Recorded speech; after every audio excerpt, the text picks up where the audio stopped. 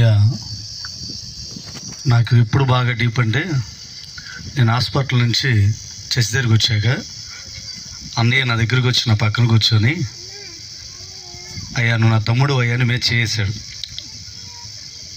అప్పటికి నా మొహం బాగా ఉబ్బిపోయి ఆ పరిస్థితుల దగ్గరికి ఎవరు రావట్లేదు. ఆ టైంలో రక్త సంబంధాలు కూడా వదిలేసి వెళ్ళిపోయారు. ఆ టైంలో నా పక్కన కూర్చొని, అయ్యా నువ్వేమనుకోవు కదా అన్నాడు. నేనేమనుకున్నాను అన్న, నా తమ్ముడు అయ్యా అన్నాడు. సరే అని అంటే, మీ ఇంట్లో అన్నం వండుకోవడానికి బియ్యం ఉన్నాయా అని అడిగింది అన్నయ్య. ఇప్పటివరకు ఎవరికి చెప్పలేదు నేను. అలాగా అప్పటి నుంచి అన్నయ్య బాగా పరిచయం. నాకు అప్పుడు అర్థమైంది ఏంటంటే, దేవుని బిడ్డలు ఈ విధంగా కూడా ప్రేమిస్తారా? నాకు బైబిల్ తెలియదు, అలానే యేసుప్రభువు వారి గురించి కూడా ఆ టైంలో అంతగా తెలియదు.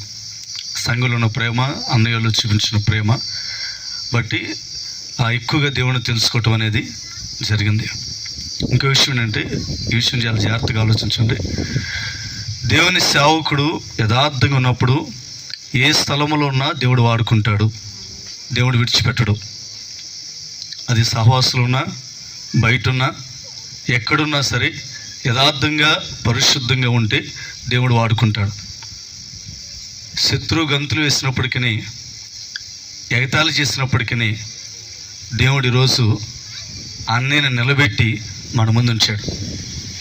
ఎంతోమంది ఎన్నో రకాలుగా మాట్లాడారు, అవకాశం దొరికిందని ఎన్నో విధాలుగా ఇచ్చేసినప్పటికీ దేవుడు మాత్రం తన సేవకుడిని కానీ సంఘమును కానీ ఎవరిని అవమానపరచకుండా ఈరోజు ఈ విధంగా అన్నయ్యను మన మధ్యలో ఉంచడానికి ప్రధాన కారణమైంది.